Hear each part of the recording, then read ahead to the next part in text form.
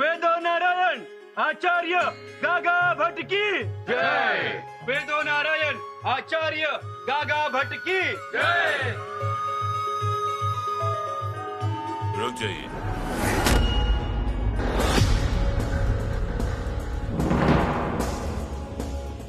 महाराज जी, हम आपके अभिनंदन को स्वीकार नहीं कर सकते हैं। छत्रपति जी को झुकना उचित नहीं है। आचार्य, आप ज्ञान के तेज में चमक रहे हो।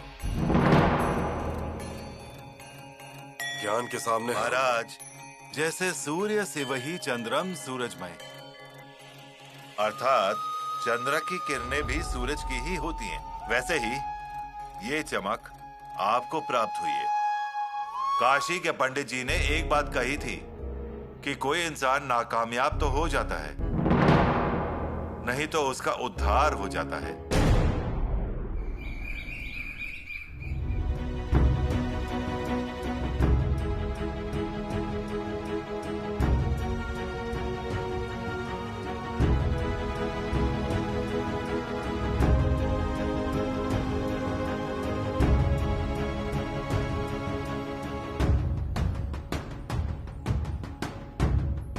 आचार्य, दूध। माफ कीजिए, हम दिन में सिर्फ एक ही बार भोजन करते हैं, लेकिन आपके इस आग्रह से हमें परम संतुष्टि मिली है। आचार्य, हमारा अहोभाग्य है, साक्षात वेदो नारायण की पूजा करने का अवसर मिला। हमें लगा पता नहीं आप हाँ कहेंगे या नहीं। हम ना क्यों कहेंगे? एक है स्वराज्य के पंत प्रधान और दूसरे सचिव। आप तो हमारे लिए महाराज के समान ही हैं। आप जैसे पंडित को इतनी दूर काशी में बैठ के ये समझ में आया, लेकिन यहाँ पर हमारी तो गिनती ही नहीं की जाती। मतलब? हमारे युवराज हमसे बैर रखते हैं, हमेशा हमारी कमी निकालते हैं। ये जो हो रहा है वो ठीक नहीं है, बल्कि ये राज्य के विकास को रोक सकता है। हम युवराज और महाराज से चर्चा करेंगे इसके बारे में। अवश्य कीजिए आचार्य जी, लेकिन हमें एक बात खाई जा रही है कि स्वराज्य का दूसरा राजा कौन होगा। आपको इतना परेशान होने की वजह? हमेशा हमें चोर कहते हैं, हमसे स्पर्धा करते हैं, चार लोगों के बीच सुनाते हैं। अब तो धर्म में भी उन्होंने हस्तक्षेप शुरू किया है। इसमें आप कहीं कुछ गलत तो नहीं कह रहे हैं ना? बिल्कुल नहीं। मैं तो परेशान होकर काशी आने की सोच रहा था। यहाँ मेहनत करो, दौड़ भाग करो और तलवार की धार पे चलो। उससे बेहतर है गंगा किनारे आपके सानिध्य में आनंद से रहूं। लेकिन काशी की शांति और समृद्धि रायगढ़ के कारण है, ये आप ध्यान में रखिए। तो हम क्या करें? आत्मा परीक्षण सबको करना चाहिए। माताश्री, आइए, हमें संदेश मिला, आप ही का इंतजार कर रहे थे।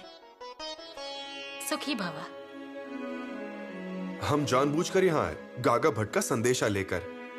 उनका संदेश हमारे लिए? आपने बनाया हुआ नाश्ता उन्हें बेहद पसंद आया।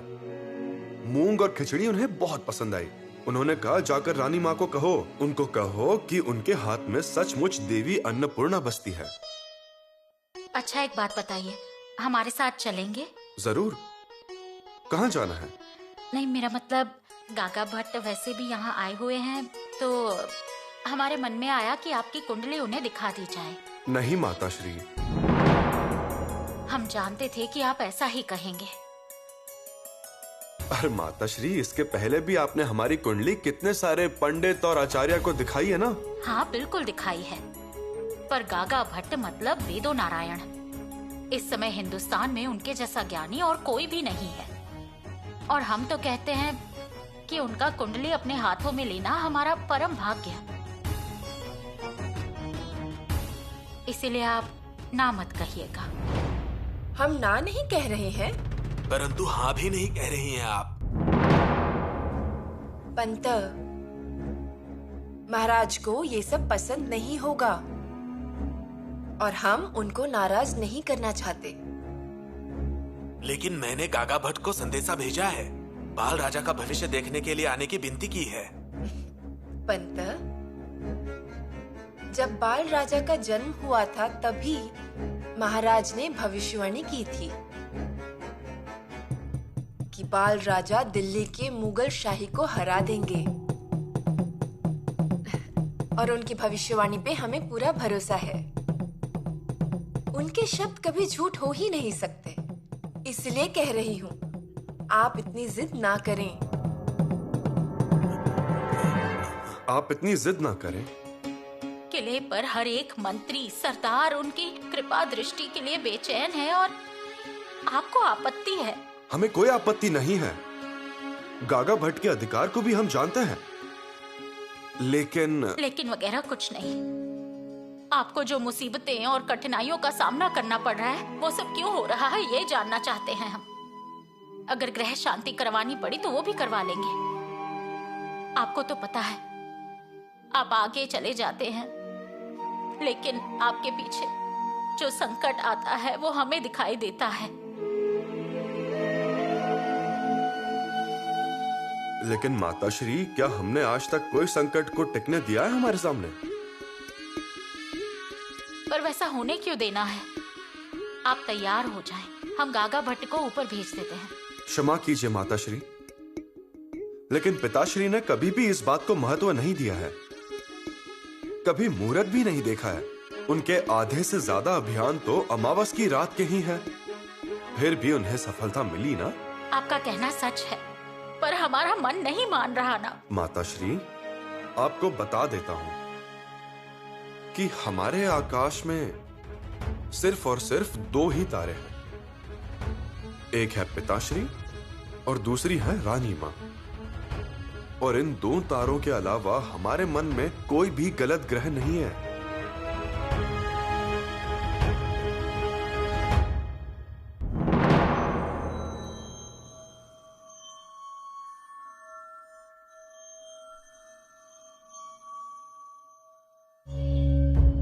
आचार्य बोलिए। बाल राजा की पत्रिका सुनने के लिए हम यानी महारानी जी अधीर हुई हैं। आचार्य, ये राहु यहाँ का और इस स्थान का केतु मुझे चिंतित कर रहा है। इस कुंडली में राहु और केतु की बाधा नहीं है। ये स्वयं प्रेरित कुंडली है, क्योंकि बाल राजा का जन्म ही रामनवमी को हुआ है। महारानी जी, आपका जो बेटा है वो प्रभु रामचंद्र जी का अंश है।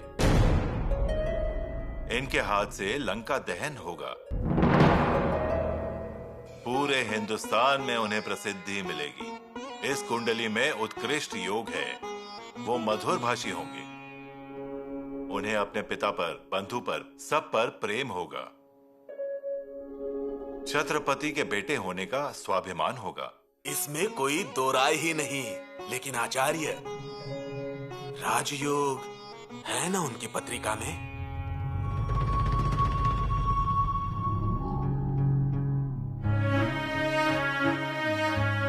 हाँ, राजा राम राजा को राजयोग है। क्या राजा राम राजा का राजयोग है? राजा राम राजा भविष्य में सिंहासन पर बैठेंगे। वो राजा बनेंगे। उनके आसपास बहुत सारी विपत्तियां आएंगी, लेकिन वो जीत हासिल करेंगे। और सबसे जरूरी बात, एक बहुत ही उदार और प्रभावशाली स्त्री के हाथों होगा राजा राम के सिंहासन पर बैठने का गौरव। वो कौन होंगी? वो हम नहीं बता सकते, लेकिन उस स्त्री का इन पर बहुत ज्यादा स्नेह होगा। बहुत ही उदार मन से वो स्त्री इन्हें सिंहासन पर बैठाएंगी।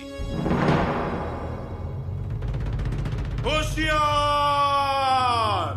राजाधिराज महाराज, राजश्रिया विराजित, सकल गुणमंडित, क्षत्रिय कुलावतंस, हिंदू पद पातशाह, श्रीमान छत्रपति शिवाजी महाराज।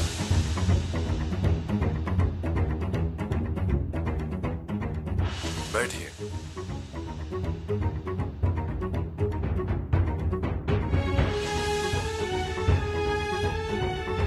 महाराज, सभा का कामकाज शुरू होने से पहले आपकी अनुमति हो तो छोटे युवराज राजा राम राजा आचार्य जी को एक श्लोक सुनाएंगे।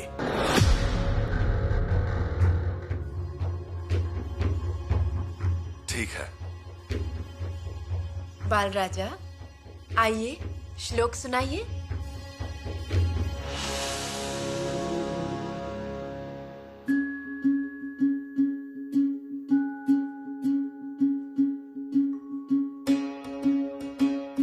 प्रत्यक्षमेव प्रमाणम। प्रत्यक्ष ही प्रमाण है।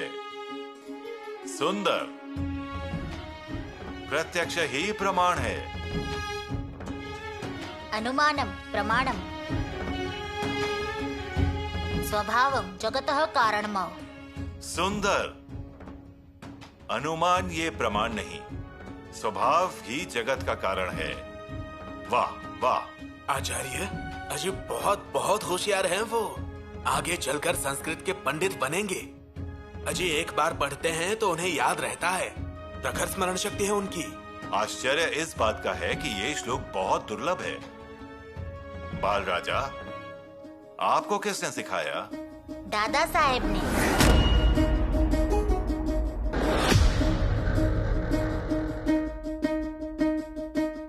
युवराज, श्रेष्ठ और उत्तम दर्जे के संस्कार आप बाल राजा को ज्ञान के माध्यम से दे रहे हैं।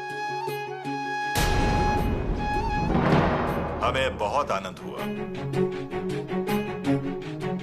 हमारे बाल राजा एक राजहंस की तरह ही हैं। वो मोती का चूरा ही खाएंगे। शंभू राजा, हम इस बात को अच्छे से जानते हैं।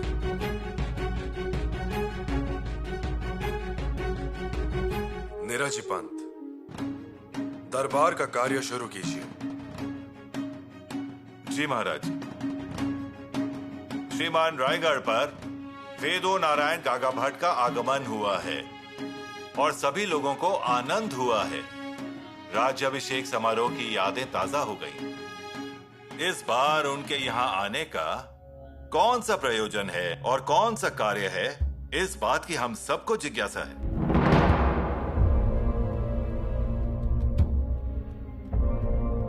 इसलिए मेरी विनती है कि आपके यहां आने का कारण स्पष्ट कीजिए।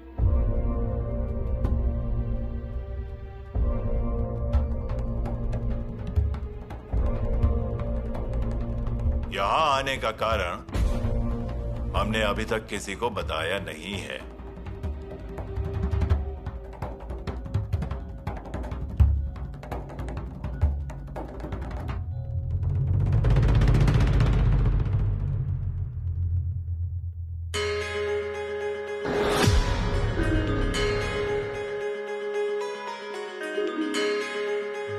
श्री छत्रपति महाराज जी, युवराज शंभू राजा, हमारी आदरणीय महारानी जी, पूरा मंत्रिमंडल और सभी उपस्थित लोग, आप सबको हमारा साक्षात दंडवत। आज हमें बहुत आनंद हो रहा है। पवित्र काशी विश्वेश्वर की पवित्र छाया में और श्री गंगा माता की शांत निर्मल वातावरण में हमने एक बहुत अद्भुत और अतुलनीय ग्रंथ लिखा है। उसका नाम है समय नयन।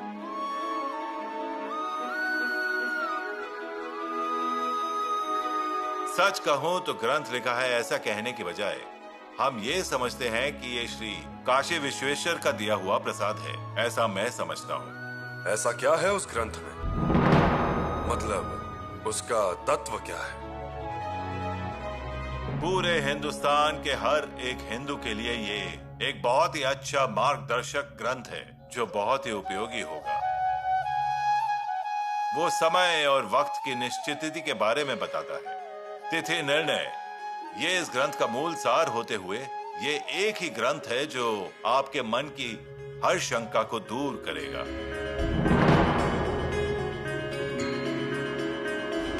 ये ग्रंथ हमने युवराज संभाजी राजा के आनंद के लिए लिखा है।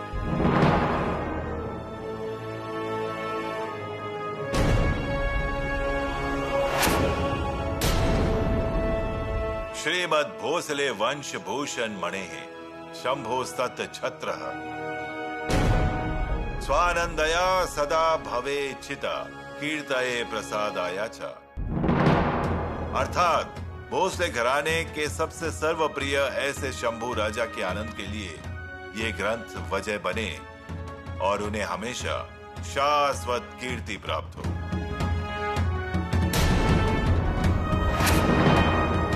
महाराज, पूरे हिंदुस्तान में हमने बहुत से राजा और रजवाड़े देखे हैं, उनके अनेक युवराज और राजपुत्र देखे हैं, लेकिन महाराज हमारे सामने यह सवाल था कि इस समय नए ग्रंथ को किसे प्रदान करें। हमें हिंदुस्तान में ऐसा पराक्रमी, धैर्यवान, नम्र, तेजस्वी और विद्वान आदमी ऐसा कहीं भी नहीं दिखा है। हमें वो शंभू राजा के रूप में दिखा।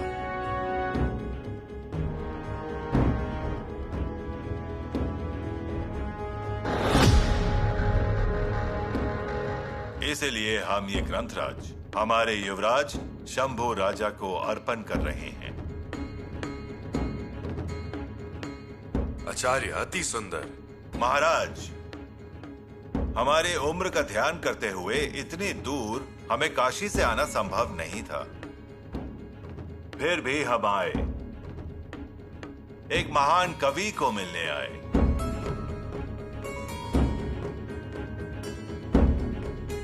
संस्कृति के नवनीत से भरा हुआ यह ग्रंथ शंभू राजा को अर्पण करने के लिए हम यहां आए हैं।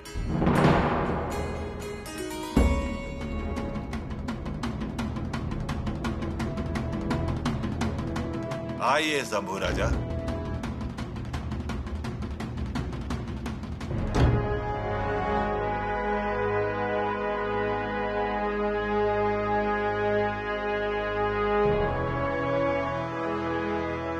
हमारे ग्रंथ का भाग्य इतना महान है कि उसे आपके हाथों द्वारा सम्मान मिला। आचार्य जी, हम इस ग्रंथ के अनुसार व्यवहार करेंगे। इस ग्रंथ के पवित्र श्लोक के जैसे हम हमारे अंदर की पवित्रता रखेंगे। आज आपने इस ग्रंथराज को हमें अर्पण किया है, लेकिन इसके असली हकदार हमारे माता पिता हैं। हमारे मंत्रीगण हैं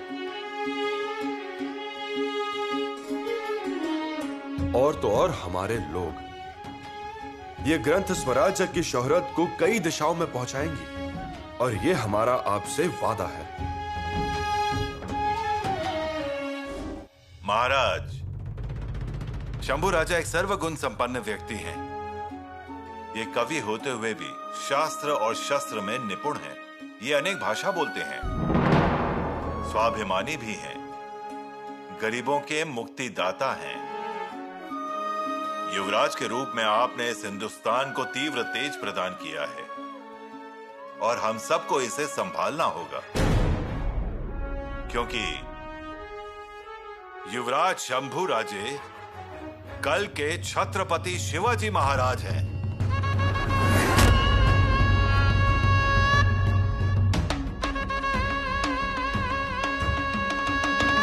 आचार्य,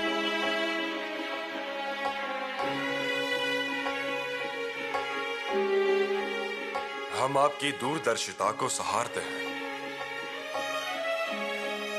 आपने जो महान गुण शंभू राजा में देखे हैं, वो तो हमसे भी महान है। शंभू राजा का त्याग, उनका साहस, संकट का सामना करने की उनकी निर्भयता, ये सब अद्वितीय और अलौकिक है। शंभू राजा,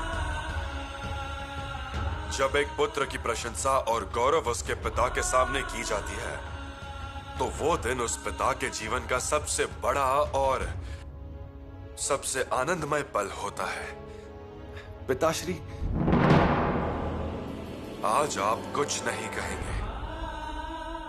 आचार्य, यह समन्वय तो है ही, लेकिन उसके साथ साथ ये समतनय भी है। समतनय, श्रेष्ठ सुपुत्र।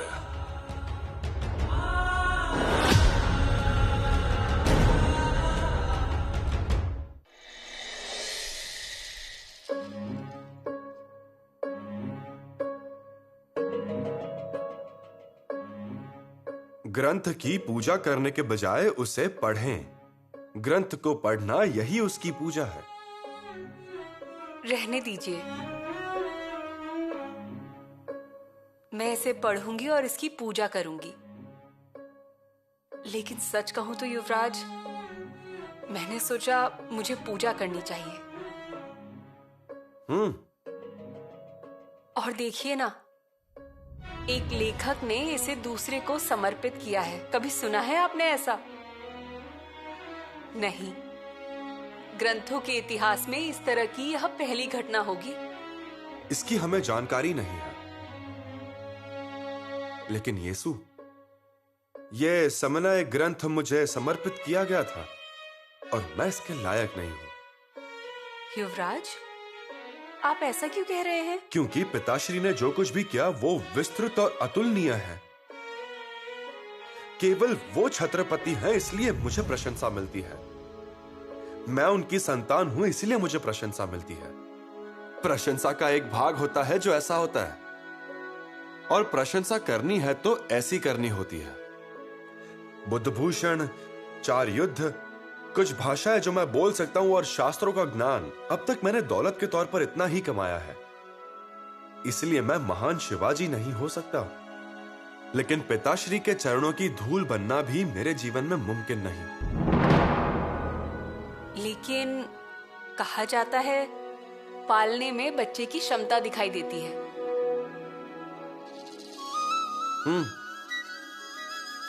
ऐसा कहते हैं, सच है।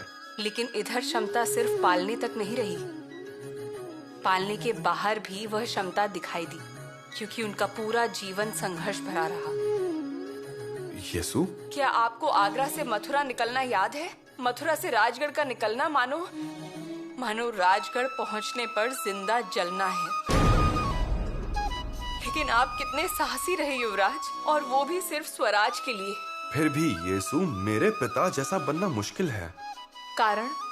क्योंकि पिताश्री ने औरों का जीवन सुखी बनाया है और वास्तव में उसी तरह रहते थे। वो जानते थे कि समाज विकृत दिमाग और कुटिल चेहरों से भरा हुआ है। उन्हें परिवर्तन का मंगल विचार स्वीकार नहीं। लेकिन फिर भी पिताजी ने कड़ी मेहनत और समर्पित निष्ठा से परिवर्तन के इस महान विचार को उजागर किया। मुझे ऐसा करने में सक्षम होना चाहिए। आप देखेंगे कि पिताश्री ने एक भी कविता नहीं लिखी, उन्होंने एक भी पाठ नहीं लिखा, लेकिन उनके द्वारा कहे गए हर शब्द एक कविता बन गई, ग्रंथ बन गए। उन्होंने कहा स्वराज्य, स्वराज्य, और वो 1000 ग्रंथों से मेल खाने वाला शब्द था। उन्होंने कहा हर हर महादेव, और क्या ये मंत्र नहीं बन गया? उन्होंने कहा वर्ग बनाओ, क्या यह शिक्षा के क्षेत्र में अंतिम शब्द नहीं बन गया? पिताश्री ने कहा इस राज्य का निर्माण ईश्वर की इच्छा है। किला जीत लिया लेकिन शेर को खो दिया। क्योंकि जीवाजी थे इसलिए शिवाजी बच गए। इसके बारे में सोचे तो बस एक वाक्य, लेकिन हर एक वाक्य एक सीख जो आपको सदियों तक प्रेरित करती है। यीशु रानी साहब, राज्य अभिषेक, शिव का वचन, भवानी की उदारता, गुरिल्ला युद्ध, मेरे पिताश्री द्वारा बोले गए हर शब्द सह्याद्रियों के आधारशिला में उकेला गया अजरामर काव्य बन गया है। इसमें कई सारी चीजें हैं जैसे साहस, तेज, इसमें सब कुछ है। और इसीलिए शिव के ये शब्द किताबों में भी इस्तेमाल होने चाहिए। ये सच कहा। महाराज, जब से मैं इस किले में आया हूँ मैंने जो कुछ भी मांगा है वो किया है। अब मेरा एक आखिरी अनुरोध है। मुझे बताइए आचार्य। युवराज शंभुराजे का मुंडन होना चाहिए, विधि पूर्वक। युवराज का मुंडन? हाँ, जैसे महाराज का मुंडन कराया था उसी तरह शंभू राजे का भी मुंडन कराना चाहिए। ये महत्वपूर्ण है और इसे करने की आवश्यकता है, लेकिन अब उसके लिए बहुत देर हो चुकी है। बहुत देर हो चुकी है, तो और देर हो जाएगी। लेकिन बीच में ही क्यों ये सब? मतलब और राजनीतिक चीजें फंस जाती है ना, इसीलिए। तथ्य ये है कि धार्मिक प्रक्रिया से संबंधित चीजें हैं। एक बार छोड़ दिए जाने के बाद उन्हें पूर्ववत छोड़ दिया जाता है और यह परेशानी का कारण बनती है। ये तो बिल्कुल सच है, लेकिन अब महाराज के राज्याभिषेक के समय से एक साधारण तथ्य, लेकिन इससे मुश्किलें खड़ी हो गई। मुझे इतना इधर उधर भागना पड़ा। महाराज को अवश्य याद होगा। जी, मुझे भी याद है वो, पर अनाजी पंत, इस वक्त तो मैं यहाँ हूँ। वैसे भी मैं भविष्य में आ सकूं या ना आ सकूं, मेरा मतलब ये कहा नहीं जा सकता। इसीलिए मुंडन की विधि अभी से ही करें और मुझे खुशी होगी कि समारोह संपन्न हो गया। आचार्य जी, मोरोपंत, मैं उचित मुहूर्त देखकर आपको बताता हूँ। मेरे महाराज भी किले पर हैं। अगर कल किसी मुहिम पर गए तो गए। ये कोई महत्वपूर्ण कार्य नहीं होगा। मोरोपंत, आपको क्या लगता है? मैं क्या बोल सकता हूँ? महाराज, आपकी आज्ञा ही अंतिम है। महाराज, अंत में ये धार्मिक प्रक्रियाएं हैं। भविष्य में अगर हमें मुंडन कराना पड़े तो क्या होगा अगर हमारे लोगों ने इनकार किया? जी, ये बात तो है ही। इसलिए मुंडन करवाना ही सबसे अच्छी बात है। मेरा मतलब है, अंतिम निर्णय आप ही का है, तो मैं आपके हाँ कहने का इंतजार करूंगा।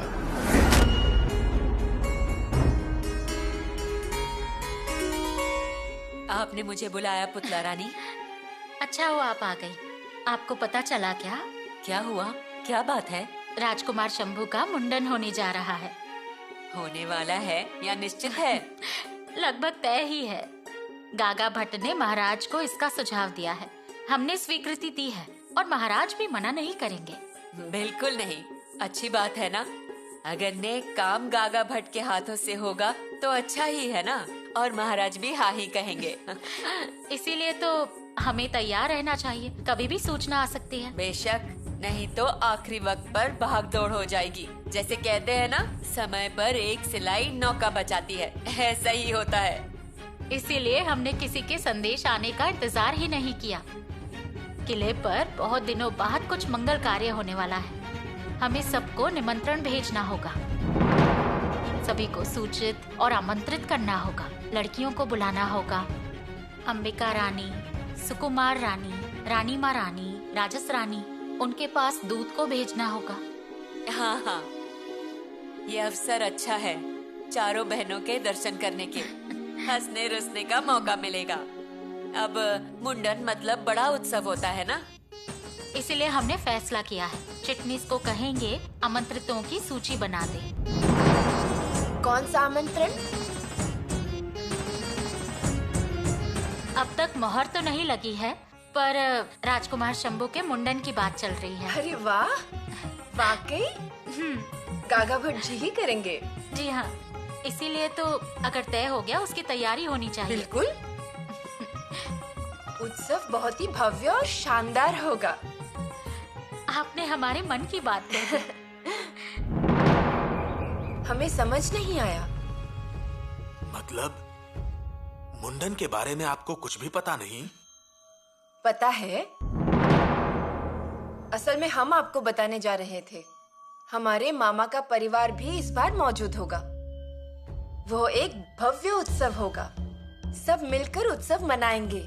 महारानी जी, शंभू राजा का मुंडन होगा, यानी आगे का रास्ता आसान। आप किस रास्ते की बात कर रहे हैं? स्वराज्य के सिंहासन पर बैठने का।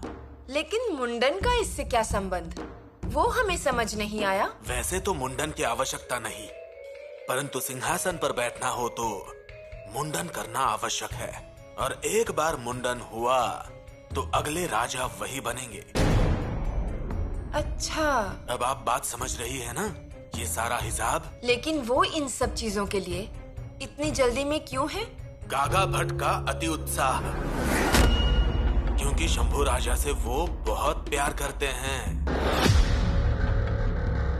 हमारे राजा राम राजा के लिए हमें ही दौड़ भाग करनी पड़ेगी। अभी ये बात निकालने की कोई जरूरत नहीं थी, लेकिन निकाल दी मुंडन की बात। अभी बात छोटी लगती है, बाद में ये बात भारी पड़ेगी और उसको संभालते संभालते हमें तकलीफ होगी। क्या महाराज ने इसके लिए हामी भरी? महाराज ने हामी तो नहीं भरी है, लेकिन ना भी नहीं कहा है। ऐसा? मेरे कहने का मतलब इतना ही है कि सावधान हो जाइए अभी से।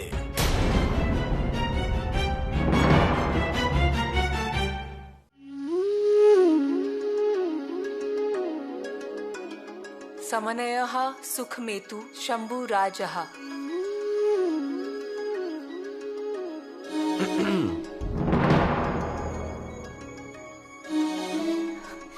आ गए आप? हम तो कब के आए हुए हैं, लेकिन आप उस श्लोक में खोई हुई थी। समनयः सुखमेतु शंभुराज।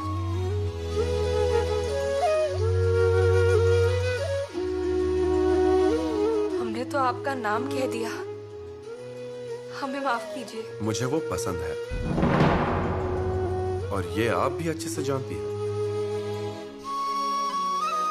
पर हमें कुछ सूझ ही नहीं रहा और ऐसी इच्छा भी नहीं हो रही कि हम ये पढ़ना बंद कर दें। क्या आप इतनी खुश हैं? बिल्कुल,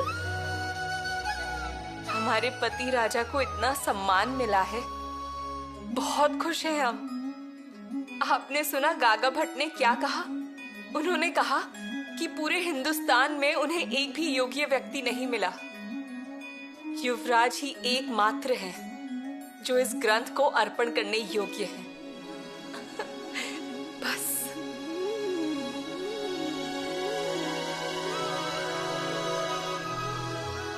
युवराजी,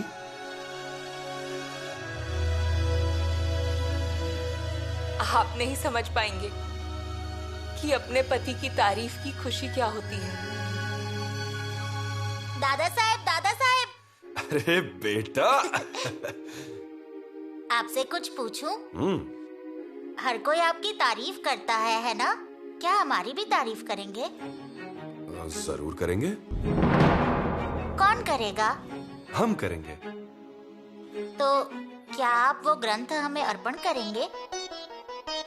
करूं? पर उसमें आपका नाम लिखा हुआ है, हमारा नाम नहीं है। बाल राजा गागा भट्ट तो। येसु, मेज पर से थाली लाइए जिसमें स्याही है और लेखनी भी। आओ।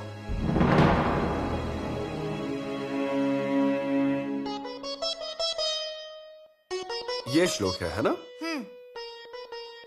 समय नयः सुखमेतु शंभुराजः।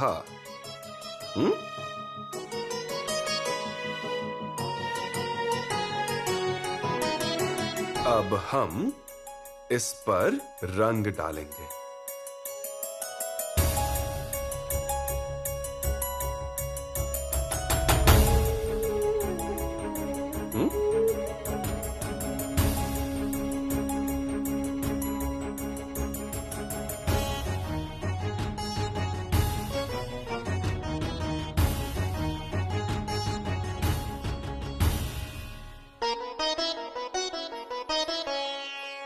अब पढ़ो। समय नयः सुखमेतु राजा रामः। मैं दादा साहब का लाडला हूँ, मैं दादा साहब का लाडला हूँ। ये क्या किया आपने? येसु, उनकी खुशी ज्यादा मायने रखती है। गागा भट्ट ने ये 268 श्लोकों की पुस्तक मेरी प्रशंसा के लिए लिखी है, लेकिन उन्हें खुश करने के लिए मुझे इतना कुछ लिखने की जरूरत नहीं पड़ी। मुझे तो बस एक शब्द निकालना था। येसु किसी और की खुशी के लिए खुद को मिटाने में सक्षम होना चाहिए, आपको भूलने में सक्षम होना चाहिए।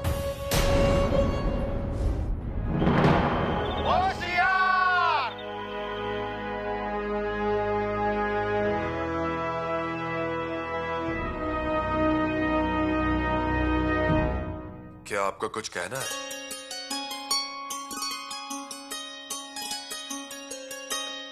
हाँ, लेकिन अगर महाराज गुस्सा नहीं करेंगे तो। बोलिए। और मुझे गुस्सा क्यों आएगा? वो मैं रानी से नाराज नहीं हो सकता।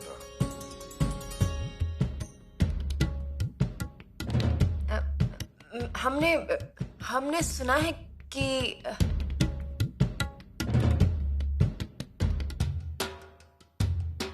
क्या सुना है?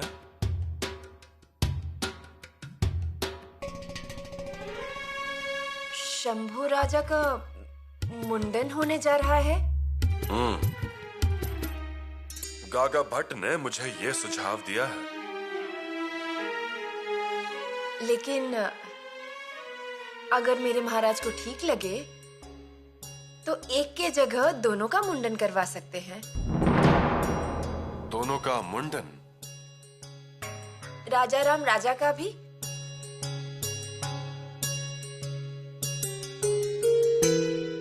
उसके मामले में क्या जल्दी है? वो भी तो एक युवराज है।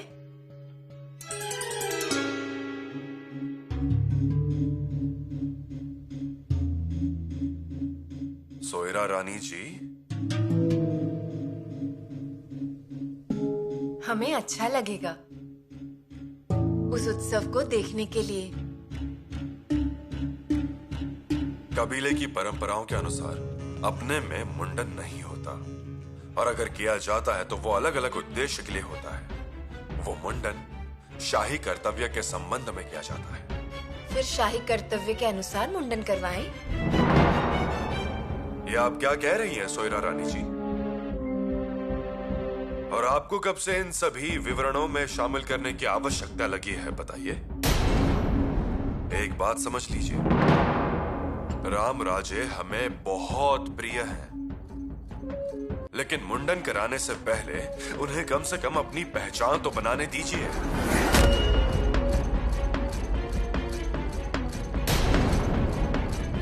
मतलब राजा राम राजा का मुंडन नहीं होगा? क्या करना है वो मैं तय करूंगा। कृपया इसमें आप शामिल मत होइए। माफ कीजिए महाराज, लेकिन हम शामिल नहीं हो रहे थे। हम केवल याद दिला रहे थे। आपको मुझे याद दिलाने की भी जरूरत नहीं है, लेकिन कौन सी बात क्यों करनी चाहिए, कब करनी चाहिए, ऐसी चीजें हैं जो मैंने पहले ही तय कर ली है, और ये आप बहुत अच्छे से जानती हैं।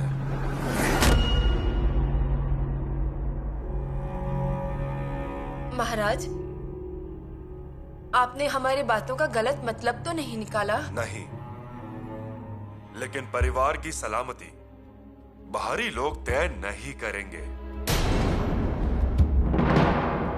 और इसीलिए आपके जो विचार हैं, एकता का विचार, वो बनाए रखना। वही तो है। तो फिर राम राज्य को लेकर आप इतनी बेचैन क्यों हैं? आपने श्लोक सीखे और गागा भट्ट को सुनाने की तरकीब निकाली, ऐसा क्यों? क्या इससे हमारे बेटे की क्षमता तय होगी? हमारे बेटे का कल्याण होगा? मेरी बात सुनो, भविष्य में राम राज्य का भला होगा या नहीं, वो होशियार होंगे या नहीं, वो बुद्धिमान होंगे या नहीं, पहले आपको दिमाग से ये प्रतिस्पर्धी रवैया अपने मन से निकालना होगा। सोयरा रानी जी, हम स्वराज्य में हैं, हमें यहाँ किसी से किसी तरह की अपेक्षा नहीं है। जंगल में खोया हुआ बछड़ा भी हार नहीं मानता है, और ये तो हमारा बेटा है। आपको इस पर विचार करना चाहिए, और अब से मैं ऐसी चीजें बर्दाश्त नहीं करूंगा। आपको इसे ध्यान में रखना है। हमारा मतलब ज्यादा कुछ नहीं था, परंतु हमारी ममता अंधा है, और अंधी माँ का प्यार दूसरे रूप में जहर बन जाता है, और ये आपको पता है।